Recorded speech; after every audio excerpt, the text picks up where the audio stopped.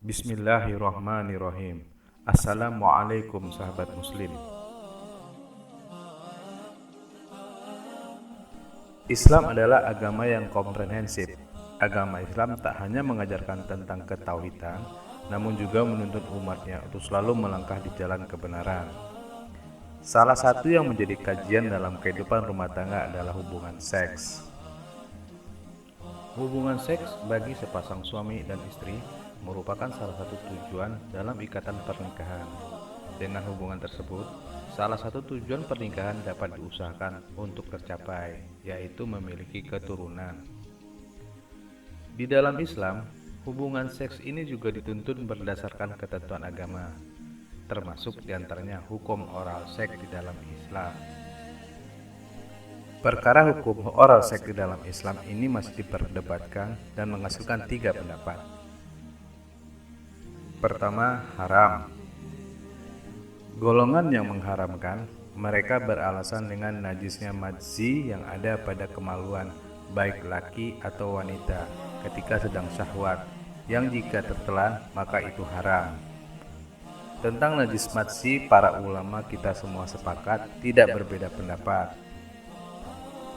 Dari Ali, dia berkata, "Saya adalah laki-laki yang mudah keluar madzi, maka aku perintah seseorang untuk bertanya kepada Nabi SAW lantaran posisiku sebagai mantu beliau." Maksudnya Ali malu bertanya sendiri. Maka orang itu bertanya, lalu Rasulullah menjawab, "Wudulah dan cucilah kemaluanmu." Hadis riwayat Bukhari nomor 269. Hadis ini menunjukkan kenajisan madzi. Hanya saja tidaklah wajib mandi junub, melainkan hanya wudhu sebagai teks hadis tersebut. Oleh karena madzi adalah najis, maka ia haram tertelan, yang sangat mungkin terjadi ketika oral seks.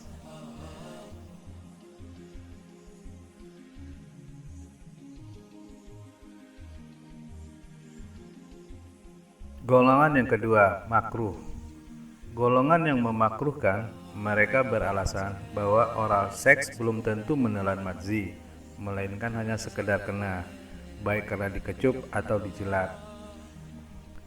Mulut atau lidah yang terkena madzi tentunya sama saja dengan kemaluan suami yang menyentuh madzi istri ketika jima.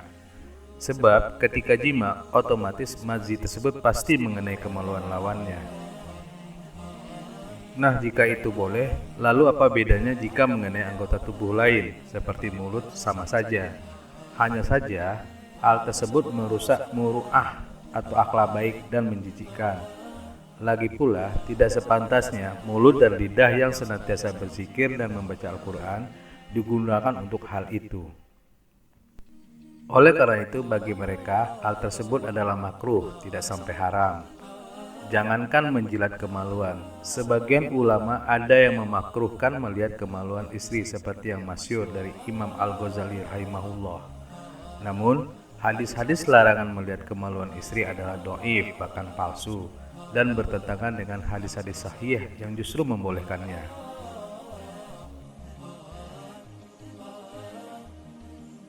Golongan ketiga, dibolehkan. Golongan yang membolehkan, mereka beralasan bahwa suami bagi istri atau istri bagi suami adalah halal seluruhnya, kecuali dubur dan ketika haid. Sedangkan alasan-alasan pihak yang mengharapkan tertelannya madzi sudah dijawab, dan alasan pihak yang memakruhkan, merusak muru'ah dan menjijikkan pun bagi golongan ini tidak bisa diterima.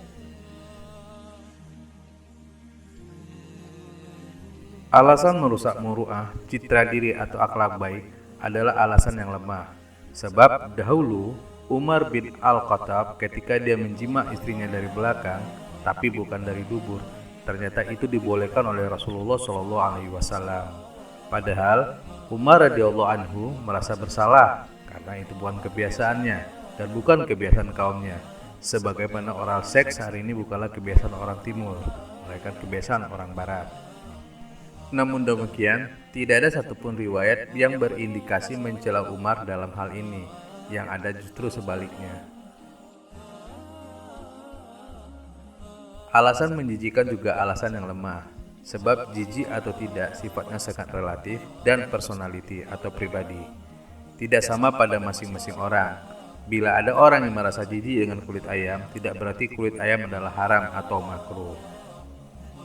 Khalid bin Walid pernah makan dab, mirip biawak, di depan Rasulullah Shallallahu Alaihi Wasallam, namun tidak dilarang oleh Rasulullah, walaupun dia tidak suka. Walau itu menjijikan, karena makan dab bukanlah kebiasaan manusia di daerah Rasulullah Shallallahu Alaihi Wasallam.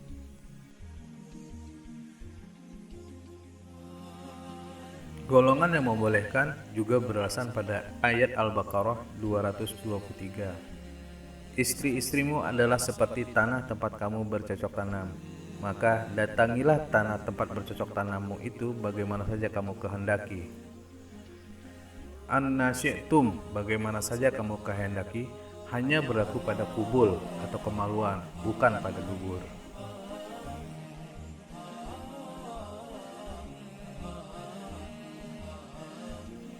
Pendapat ulama terdahulu. Imam Al-Qartubi, seorang ulama tafsir mazhab Maliki berkata, telah berkata asbab dari golongan ulama kami, Maliki, boleh bagi suami menjilat kemaluan istrinya dengan lidahnya. Imam Al-Qartubi Jami' lil Akmil Quran, juz 12, halaman 222. Imam Al-Hattab rahimahullah berkata, diriwayatkan dari Imam Malik bahwa dia berkata, tidak apa-apa melihat kemaluan istri ketika jima. Dia menambahkan dalam riwayat lain, dan dia menjilatnya dengan lidahnya, dan ini merupakan penekanan atas kebolehannya, namun tidak demikian pada kenyataannya. Mawahib Al-Jalil 5/23, cetakan edisi khusus 2003 Masehi, 1423 Hijriah, Dar Alim Al-Kutub.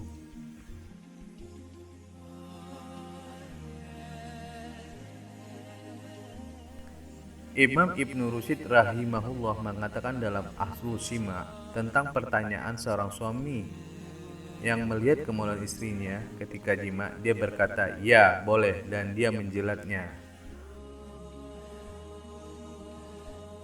Para ulama Syafi'iyah pun membolehkan. Imam Zainuddin Al-Malibari rahimahullah mengatakan, dibolehkan bagi suami semua bentuk bersenang-senang terhadap istrinya, kecuali pada duburnya, walaupun menjilat klitoris istrinya. Fathul Mu'in 3/340, Darul Fikri.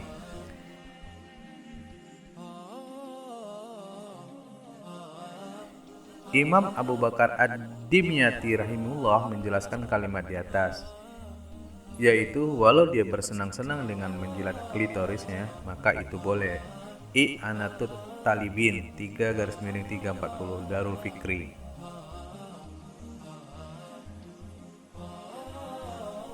Sementara pandangan kalangan Hambaliyah disebutkan Imam Al-Buhuti rahimahullah berkata, Al-Qadi boleh mencium kemaluan istri sebelum jima dan dimakruhkan menciumnya setelah jima.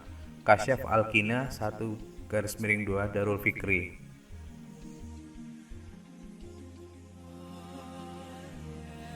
Pandangan Syekh Al-Alamah Yusuf Al-Qaradawi Hafizullah, beliau berkata, di dalam masyarakat seperti Amerika dan masyarakat barat lainnya, terdapat tradisi dan kebiasaan dalam hubungan biologis antara suami istri yang berbeda dengan kebiasaan kita, seperti bertelanjang bulat, suami melihat kemaluan istri, atau istri mempermainkan kemaluan suami, atau mengecup kemaluan suami, dan sebagainya, yang apabila telah menjadi biasa, menjadi tidak menarik dan membangkitkan syahwat lagi, sehingga memerlukan cara-cara lain yang kadang hati kita tidak menyetujuinya.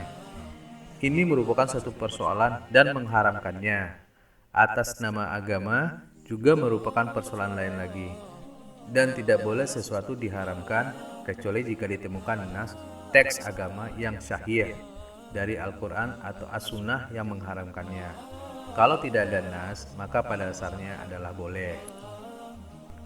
Wallahu a'lam bishawab.